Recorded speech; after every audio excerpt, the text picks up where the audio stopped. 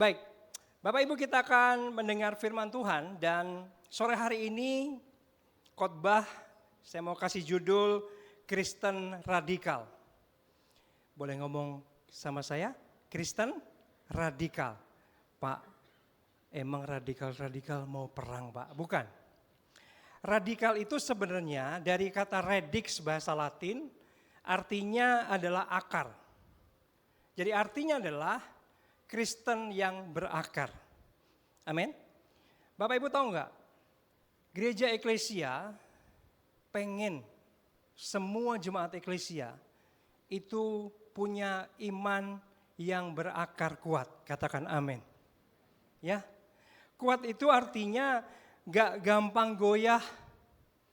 Kuat itu artinya tangguh dalam setiap musim kehidupan. Bukankah seringkali kita kalau boleh jujur, kita itu hidup ada musim kehidupan, betul? Betul ya? Ada musim yang nyaman, yang enak, yang penuh berkat. Ada musim juga yang kadang-kadang butuh perjuangan yang luar biasa. Nah, oleh sebab itu firman Tuhan mau setiap kita punya iman yang tangguh, berakar kuat, tahan dalam setiap musim kehidupan. Katakan amin.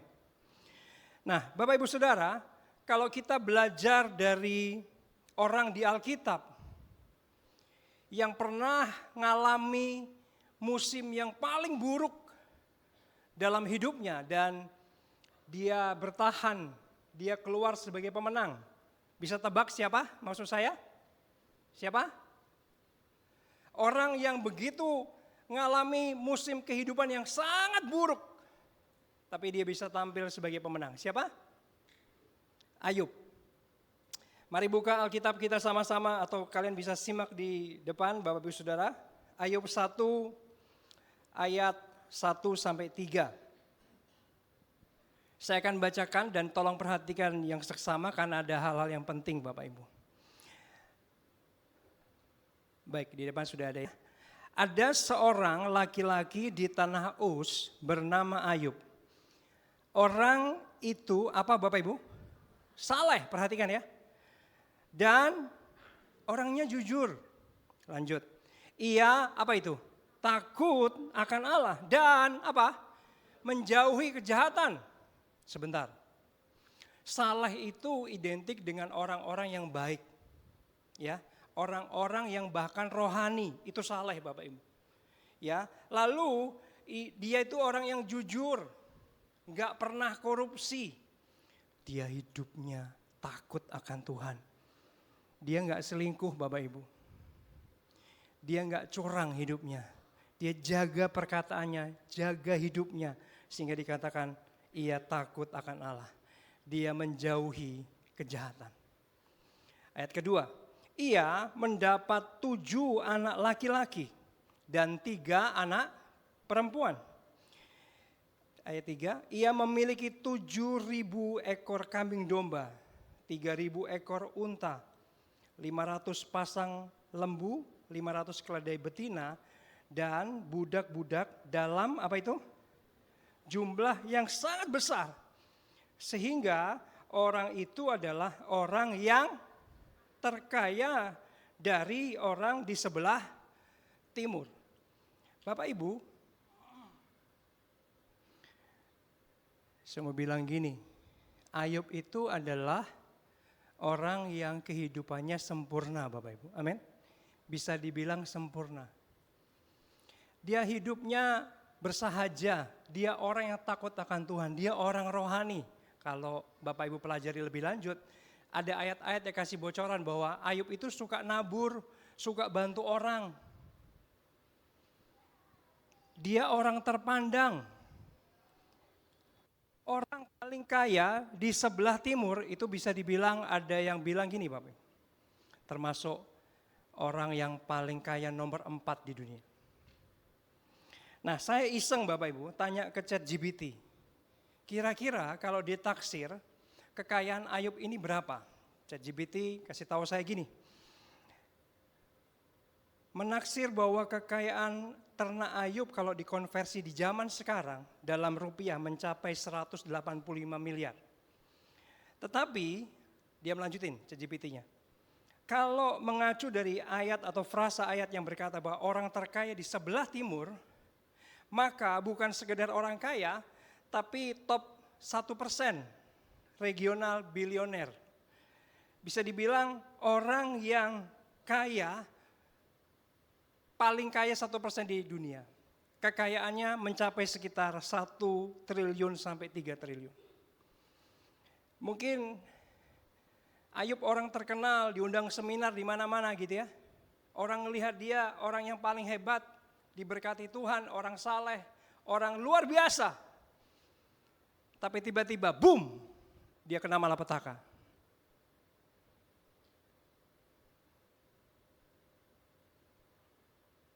Bukan orang jahat, bukan orang berdosa. Tapi boom, dia kena malapetaka.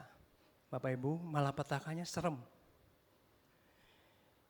Saya pelajari Ayub ini, ternyata ada 2 tahap malapetaka. Yang pertama, malapetaka pertama adalah semua usahanya bangkrut total, Bapak Ibu. Bapak Ibu kalau pelajari ayat-ayat setelahnya, saya nggak punya waktu untuk membahasnya. Tiba-tiba ada perampok besar-besaran datang, merampas semua ternak. Ada lagi api dari langit, hantam semua itu ternaknya, hangus semua Bapak Ibu. Aneh-aneh kejadiannya. Lalu bukan hanya bangkrut total Bapak Ibu. Yang serem adalah 10 anaknya mati dalam 1 hari. Saya sering pelayanan kedukaan dengan tim gereja. Ada satu orang terkasih di keluarga yang meninggal di peti gitu. Keluarga semua pada nangis. Bapak Ibu tahu, Ayub semua anaknya 10 dijejer Bapak Ibu. Di rumahnya mungkin, semua mati 10 anaknya. Saya mau bilang gini, 1 anak mati aja, sedihnya luar biasa, betul gak? 10 men.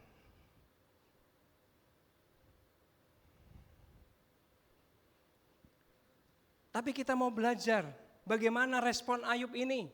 Mari kita buka Alkitab kita, Ayub 1 ayat 21. Ini adalah malapetaka tahap pertama. Katanya, dengan telanjang aku keluar dari kandungan ibuku. Dengan telanjang juga aku akan kembali ke dalamnya. Perhatikan ini. Tuhan yang memberi, Tuhan yang mengambil. Ini yang terakhir apa itu? Terpujilah. Kita nggak salah baca Bapak Ibu. Terpujilah nama Tuhan.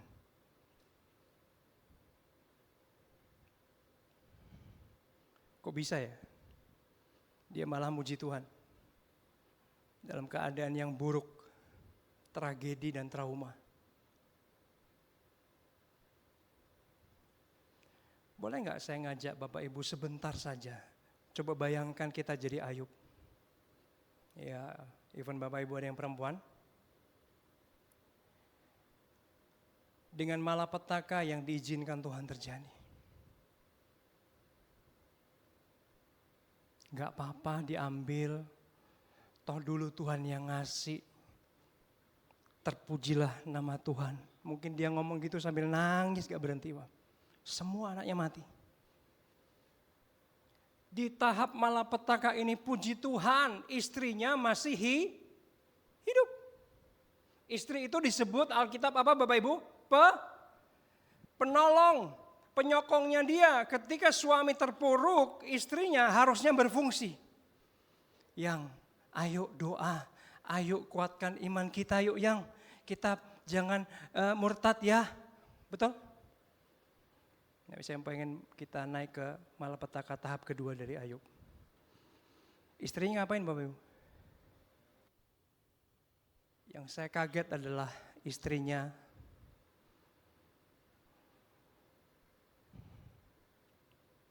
dia mengutuki Ayub dan dia tinggalkan suaminya Ayub. Ayub mungkin gini, yang kamu adalah satu-satunya penolongku. Semua habis, yang anak-anak kita habis. Kamu penolongku, tapi tiba-tiba penolong ini ngutukin dia dan tinggalin dia. Bukan berhenti sampai di situ saja Bapak Ibu ternyata.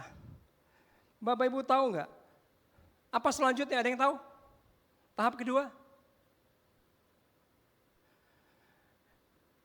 Dia sakit parah.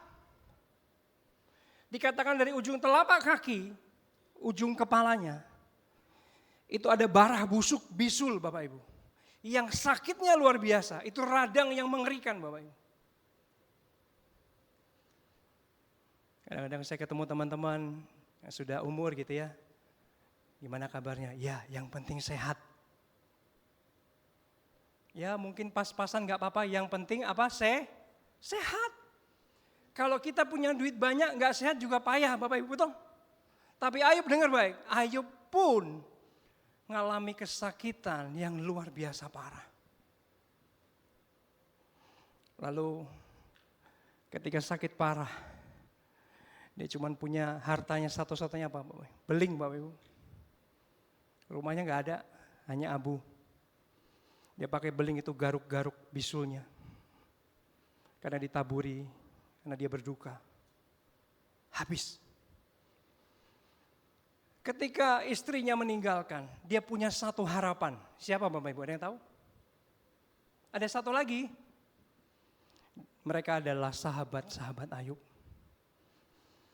Biasanya, kalau seseorang punya masalah di keluarga gitu ya, kita punya sahabat-sahabat yang mendukung, betul? Tapi tahu?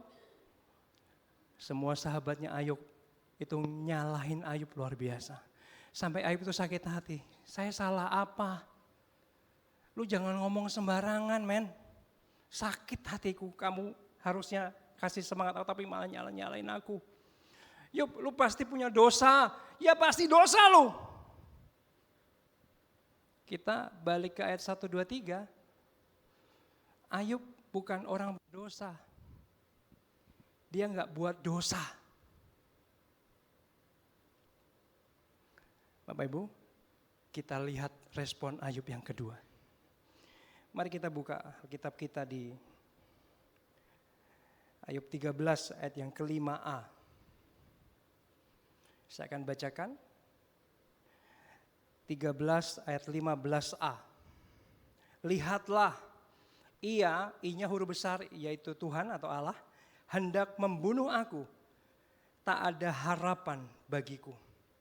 Nah Bapak Ibu, saya menemukan di terjemahan King James Version, itu luar biasa. Ternyata terjemahannya ngomong seperti ini Bapak Ibu. Dalam Ayub 13 ayat 15a King James Version ngomong gini. Sekalipun Allah membunuhku, aku tetap percaya kepadanya. Waktu saya tahu terjemahan ini saya merinding Bapak. Oh my God. Allah boleh membunuhku. Tapi aku tetap percaya sama dia.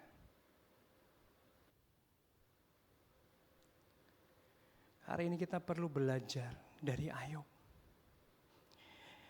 Yohanes Chrysostomus adalah salah satu bapak gereja yang hidup di tahun 347-407 Masehi.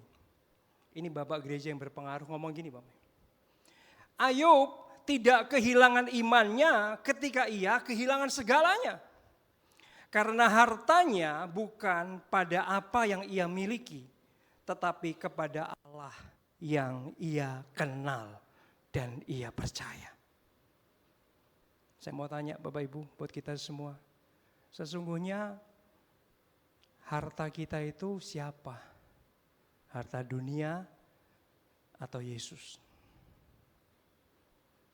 Saya khawatir Bapak Ibu, kalau harta kita adalah harta duniawi, kita akan gampang jatuh, gampang kecewa. Biarlah setiap kita, harta kita adalah Kristus Yesus Tuhan. Katakan amin.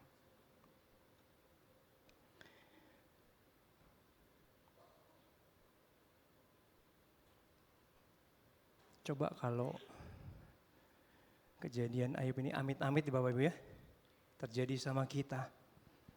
Pertanyaan besarnya adalah bagaimana respon kita? Saya mau tanya Bapak Ibu, berani gak kita bilang, ditolong gak ditolong Tuhan aku tetap percaya? Halo? Disembuhkan gak disembuhkan Tuhan, aku mau tetap percaya. Masalah masih ada gak pergi-pergi, tapi aku masih tetap percaya Tuhan.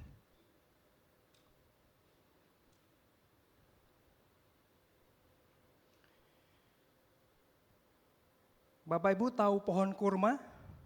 Siapa yang pernah makan kurma? Saya pernah, saya suka banget kurma. Pohon ini keren banget Bapak Ibu. Tapi saya pengen kita buka Alkitab dulu ya. Mazmur 92 ayat yang ke-12. Mazmur 92 ayat yang ke-12. Saya akan bacakan. Orang benar akan bertunas seperti pohon korma. Akan tumbuh subur seperti pohon aras di Libanon. Tapi saya pengen bahas yang pohon korma, bukan pohon arasnya.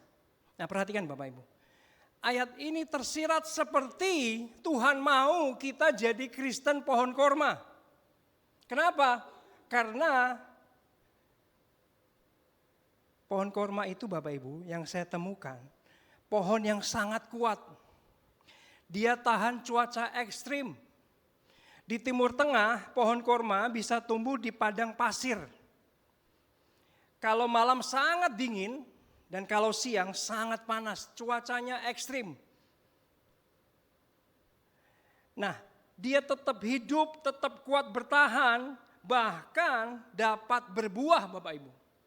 Bukan sekedar hidup, tapi berbuah.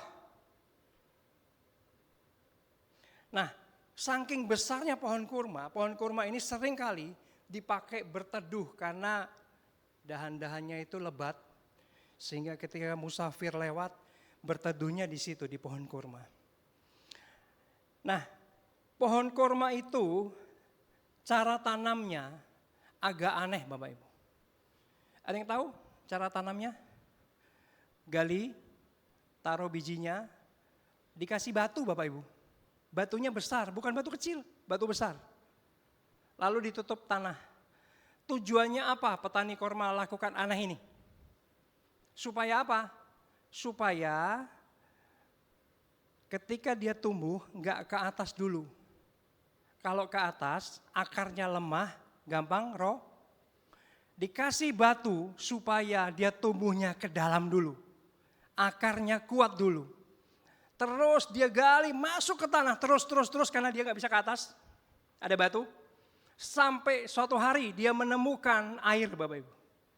Dan ketika ditemuin air, akarnya semakin kuat. Apa yang terjadi? Apa? Batunya didorong pecah ke atas, Bapak.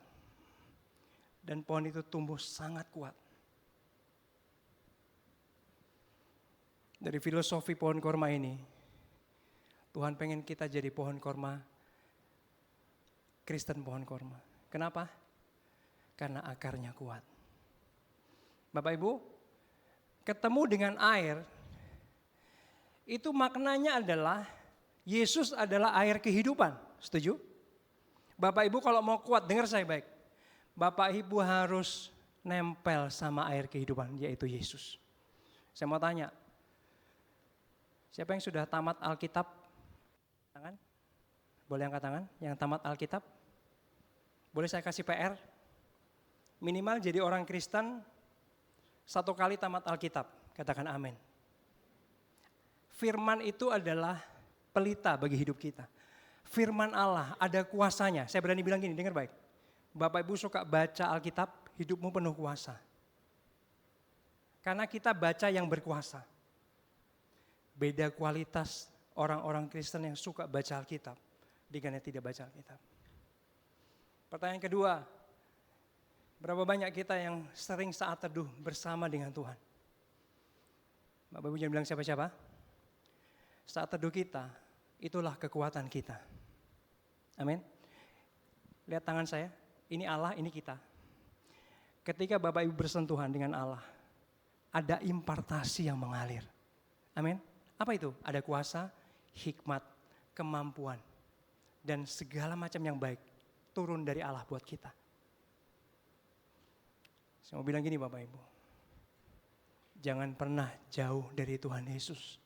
Kalau imanmu mau kuat, katakan amin.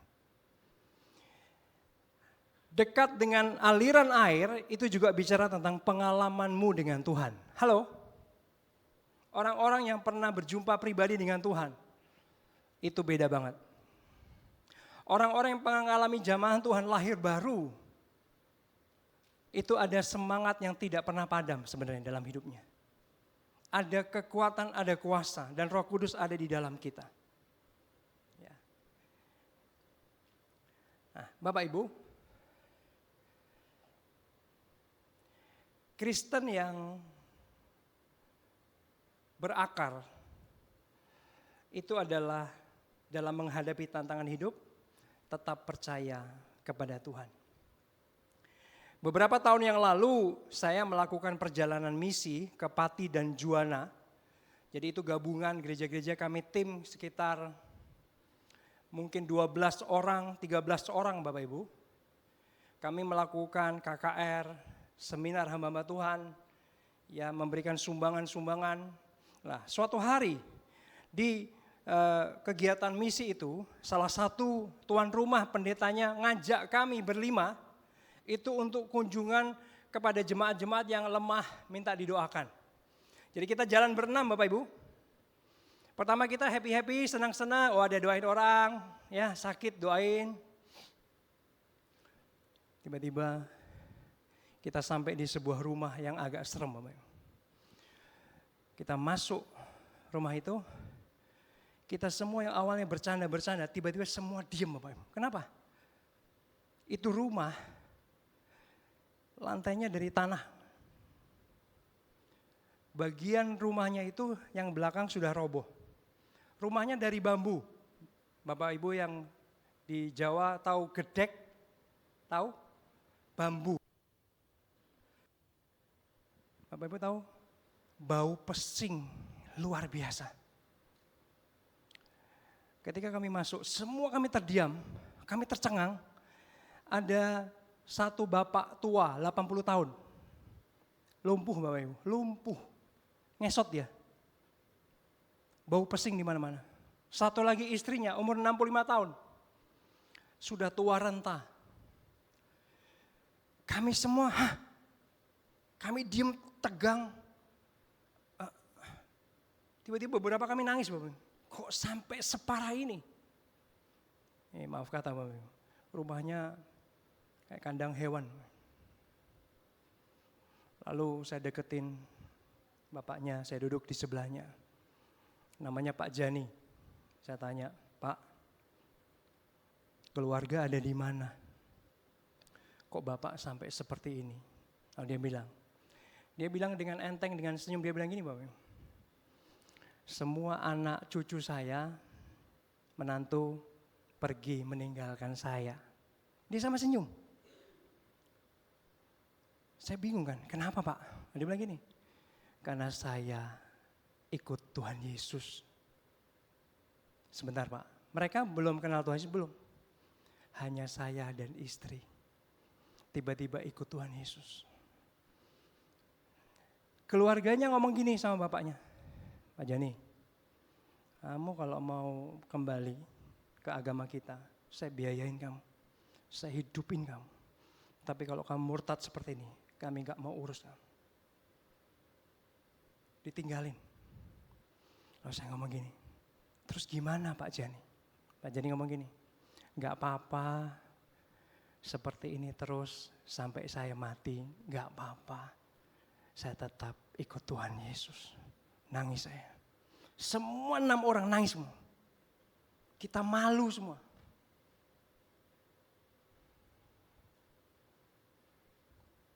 Semua orang suka keluarin duit dengan refleks. Pak ini ada berkat, Pak ini ada berkat. Saya mau bilang gini Bapak Ibu. Orang yang mengalami penderitaan. imannya tetap kuat dalam Tuhan. Enggak apa-apa, dia bilang mati enggak apa-apa. Saya tetap ikut Tuhan Yesus. Beberapa waktu saya kembali ke Jakarta dikabarin Pak Jani sudah berpulang ke surga. Beberapa saat kemudian istrinya juga menyusul. Tapi saya melihat dari pasangan ini ada sukacita ikut Tuhan Yesus. Boleh nggak kasih tepuk tangan buat Tuhan kita?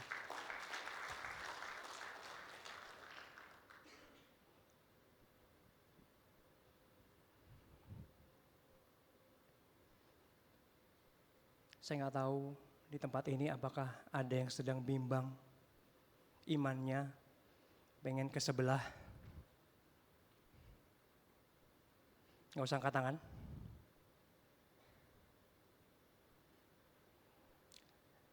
Akhir-akhir ini kalau Bapak Ibu perhatikan di media sosial, banyak artis-artis Kristen yang pindah agama, betul? Ada siapa? Ruben Onsu, betul? Dr. Richard Lee, betul? Celine Evangelista, namanya penginjilan, evangelis. Pindah tapi. Siapa lagi? Deddy Kobuser yang beberapa tahun yang lalu. Siapa lagi? Banyak banget. Jangan-jangan ada yang mikir gini, keren banget ya kayaknya pindah. Saya mau tanya Bapak Ibu, kenapa artis-artis ini tinggalin Tuhan Yesus? Ada yang tahu nggak kenapa?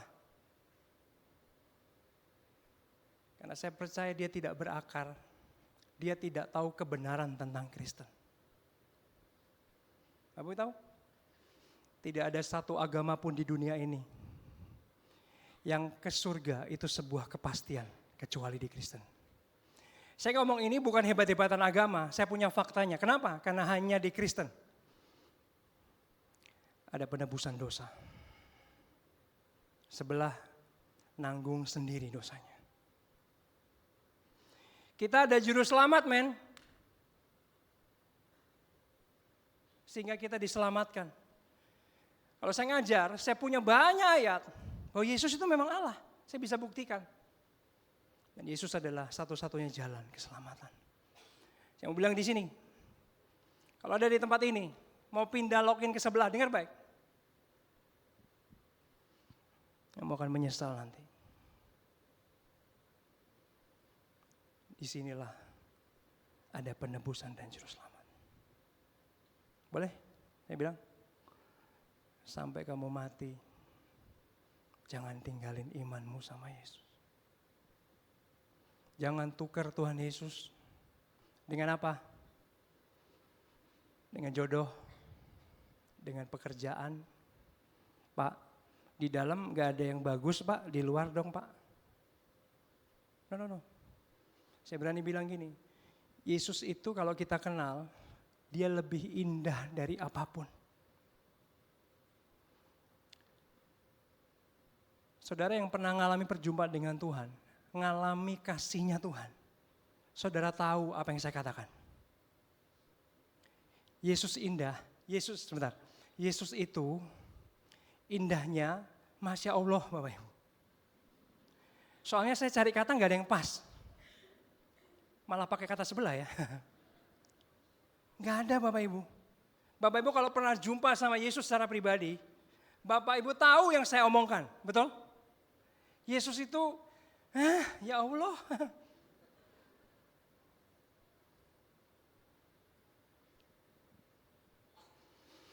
Waktu saya kuliah di Malang, saya sama teman-teman ada pelayanan ibadah. Ada satu perempuan, teman saya, teman kita semua, orang NTT, orang Kupang, rajin pelayanan. Kita pelayanan bareng-bareng. Selesai kita lulus semua, beberapa tahun kemudian, saya kaget luar biasa, tiba-tiba di jalan, saya ketemu dengan teman saya yang Kupang ini, yang rajin pelayanan ini, tiba-tiba pakai apa? Pakai apa? Saya kaget, dia kaget. Hah? Saya kaget kan loh, kok saya lihat, ya benar dia. Dia kaget lihat saya dan dia malu, dia gini. Saya syok Bapak Ibu, Lalu saya deketin. Kenapa? Kenapa? Dia bilang gini, sorry Jim, saya menikah dengan orang yang bukan Kristen. Dia tukar Yesus dengan laki-laki. Pelayanan, rajin banget pelayanan waktu itu.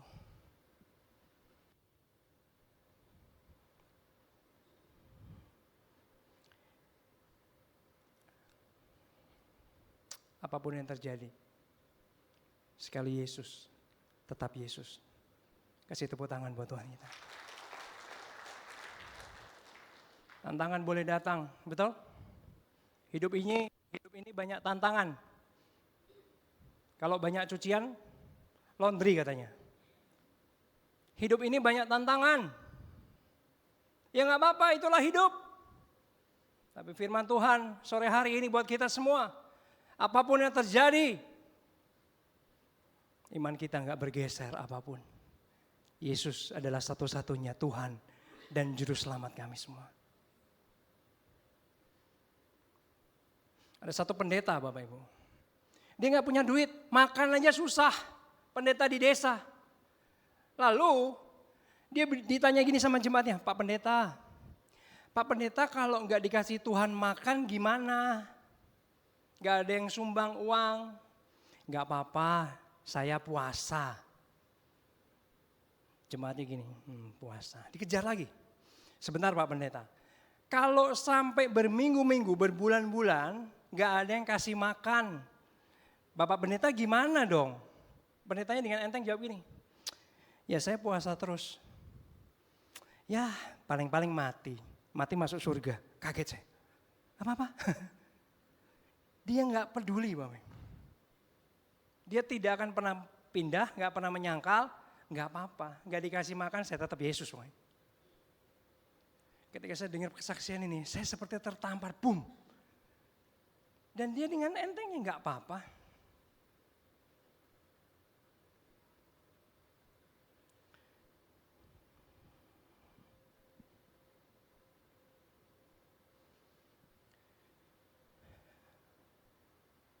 Boleh pemain musik maju ke depan.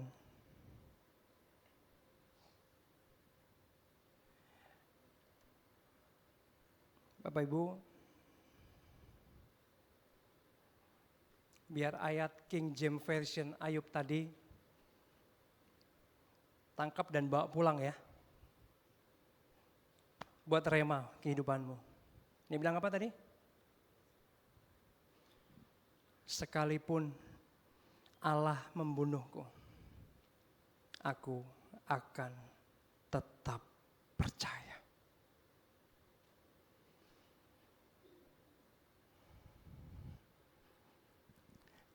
Saya mau tanya Bapak Ibu, ketika Ayub ngalami malapetaka, saya tanya ya, apakah Ayub tahu kenapa?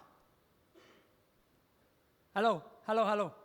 Ketika Ayub ngalami malapetaka 1 dan 2, kira-kira Ayub tahu enggak kenapa itu terjadi? Tahu? Enggak tahu Bapak Ibu. Taunya apa? Taunya dia orang benar, dia orang saleh, dia jaga hidup, itu aja. Tapi kok malah petaka yang datang. Nah ini malah keren buat kita, kenapa? Kadang kita nggak tahu. Setuju dengan saya? Kadang kita nggak tahu Tuhan mau lakuin apa. Tapi menjadi bagian kita apa? Kayak Ayub yuk. Aku tetap percaya walaupun aku nggak tahu. Kenapa sih Tuhan? Seringkali gitu ya.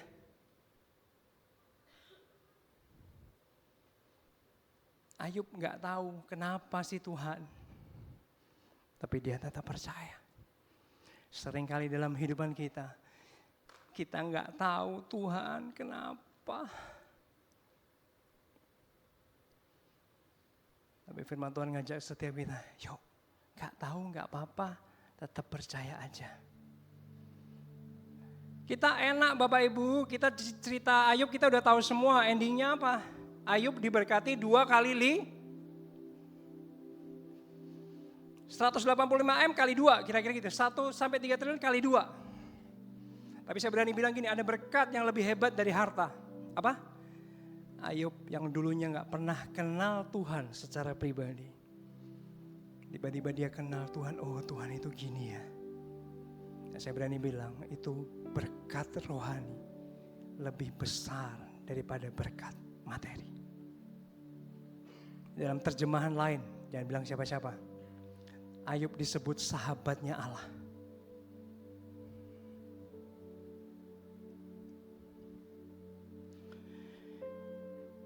Firman Tuhan sore hari ini saya mau tutup dengan kisah martir dari Ibu Felicitas dan 7 putranya. Dengarkan cerita ini baik-baik, ini inspirasi banget buat kita semua. Hidup sekitar 164 Masehi. Felicitas itu artinya dalam bahasa Latin adalah kebahagiaan. Adalah seorang janda Kristen yang saleh di Roma. Hidup masa Kaisar Antonius Pius. Ia dikenal sebagai perempuan yang takut akan Tuhan dan mendidik 7 putranya dalam iman Kristen. Pada masa itu, kekristenan dianggap ancaman serius, Bapak Ibu. Orang Kristen menolak menyembah dewa-dewa Romawi. Menolak menyembah kaisar sebagai yang ilahi. Dipandang subversif, berbahaya bagi tatanan sosial. Lalu, singkat cerita, Felicitas ibu ini ditangkap bersama dengan 7 putranya. Karena ternyata pemerintah takut sebab kesaksiannya begitu berpengaruh, imannya sangat berpengaruh luas. Tujuannya penangkapan ini jelas, yaitu memaksa Felicitas dan 7 putranya menyangkal Tuhan Yesus. Ketika Felicitas diancam, ia menjawab dengan iman yang luar biasa. Dia bilang gini, hidupku dan hidup anak-anakku ada di tangan Allah, bukan di tangan kalian. Lebih baik mereka semua mati kepada Kristus daripada hidup menyangkal Dia. Bapak Ibu, ibu ini tidak meratap dibilang. Dia gak memohon belas kasihan, tapi menguatkan iman anak-anaknya. Nama ke-7 putra itu adalah Januarius, Felix, Philippus, Silvanus, Alexander, Vitalis, Martialis. Bapak Ibu perhatikan. Mereka dieksekusi secara berurutan di depan ibu mereka. Masing-masing dengan cara yang berbeda-beda. Ada yang dipukul hingga mati. Dipotong anggota tubuhnya. Dicambuk sampai mati. Ditebas dengan pedang. Setiap kali seorang anak hendak dieksekusi, Felicitas ibunya berbicara kepada mereka. Bukan untuk menghentikan penderitaan, tapi meneguhkan iman. Mamanya bilang gini, lihat ke surga nak, lihat ke surga. Kristus sedang menantimu. Singkat cerita, ke-7 putranya mati sebagai martir. Felicitas sendiri dijatuhi hukuman mati, dieksekusi dengan pedang, menyusul anak-anaknya dengan iman. Tradisi gereja mencatat Felicitas wafat bukan sebagai ibu yang kalah, tetapi sebagai ibu yang menang dalam iman, iman yang teguh.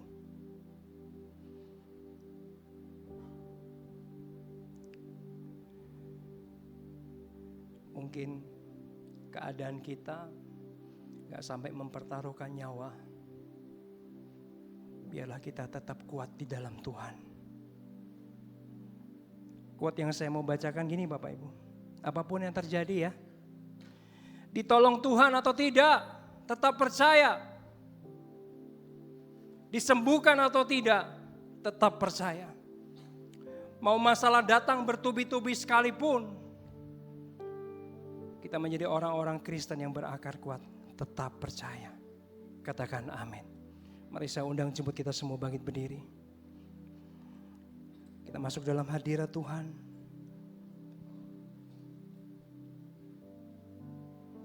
Haleluya. Yesus. Semua boleh pejamkan mata.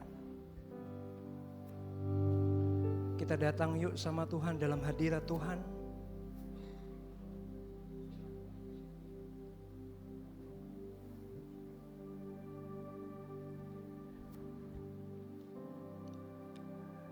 Saya minta semua boleh tutup mata.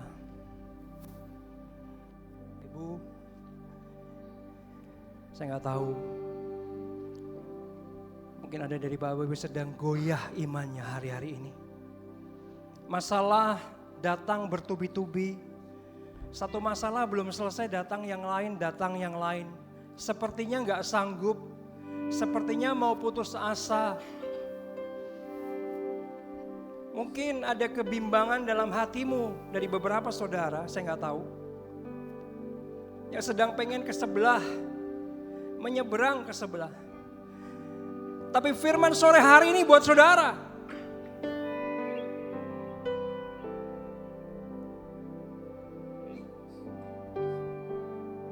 Sore hari ini Tuhan mau menguatkan saudara.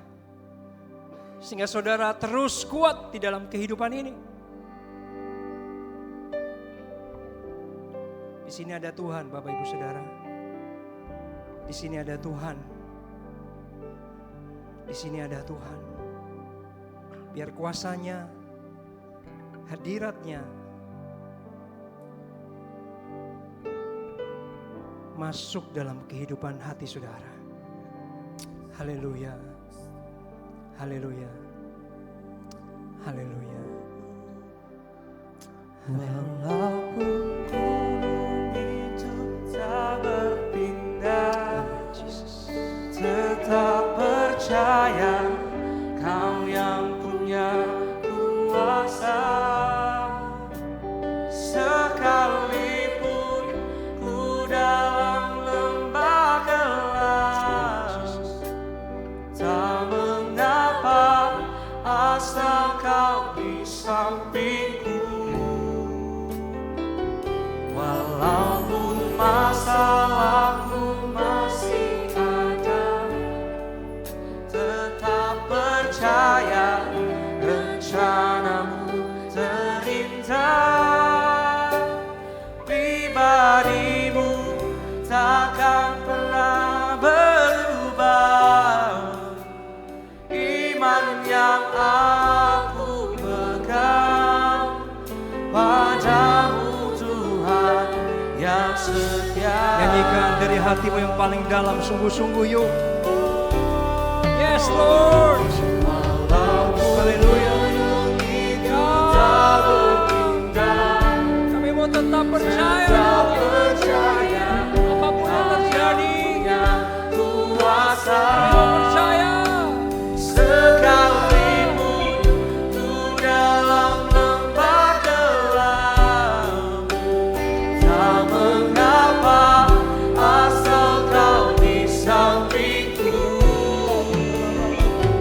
Walaupun masalahku masih ada, tetap percaya rencanamu terindah. Pribadimu takkan pernah berubah. Iman yang aku pegang padamu Tuhan yang setia. Semua tutup mata. Jika saudara ada yang perlu dikuatkan, didoakan, angkat tanganmu. Saya nggak undang maju ke depan. Angkat tanganmu, angkat tanganmu. Sekarang saya mau doa khusus buat kamu. Yang perlu dikuatkan, sedang goyah imanmu. Kau sedang bimbang dan ragu. Engkau mungkin tertekan. Angkat tanganmu, angkat tanganmu. Mari kita satu dalam doa. Bapa di sorga, Engkau melihat tangan-tangan anak-anakmu yang terangkat. Mereka yang sedang lemah, mereka yang mungkin sedang goyah Tuhan. Mereka ada dalam keraguan, ketakutan, ketidakjelasan, ketidakmengertian. Tuhan, jamah mereka dalam nama Yesus. Kuasa Tuhan mengalir, menguatkan setiap mereka dalam nama Yesus. Kekuatan ketahanan Ayub menjadi bagian saudara dalam nama Yesus. Engkau tidak akan bergeser apapun. Engkau tidak akan goyah lagi pulang dari tempat ini. Engkau dikuatkan Tuhan. Roh Kudus akan bekerja dalam hidupmu, memberikan kekuatan dan memberikan kekuasaan. Dan percayalah saudara, di depan nanti akan tampil sebagai pemenang. Karena Roh Kudus beserta dengan engkau dalam nama Yesus. Dalam nama Yesus. Terima kasih Tuhan buat setiap firman yang sudah dibagikan. Biar menjadi kekuatan, menjadi rema buat kehidupan umat-Mu, jemaat-Mu sore di tempat ini. Terima kasih Tuhan, kami tangkap firman-Mu, kami percaya kami akan hidupi firman. Dan kami percaya Roh Kudus akan setia menolong kami, menguatkan kami dalam kehidupan kami sehari-hari. Ini jemaat-Mu kami serahkan dalam tangan kasih-Mu. Dalam nama Tuhan Yesus, semua yang diberkati Tuhan katakan, amin. Kasih tepuk tangan buat Tuhan kita yang luar biasa. Silakan duduk, terima kasih. Ya, puji Tuhan, Bapak Ibu. Saat ini kita akan memberikan persembahan kita yang terbaik. Sebelumnya kami ingin ucapkan terima kasih untuk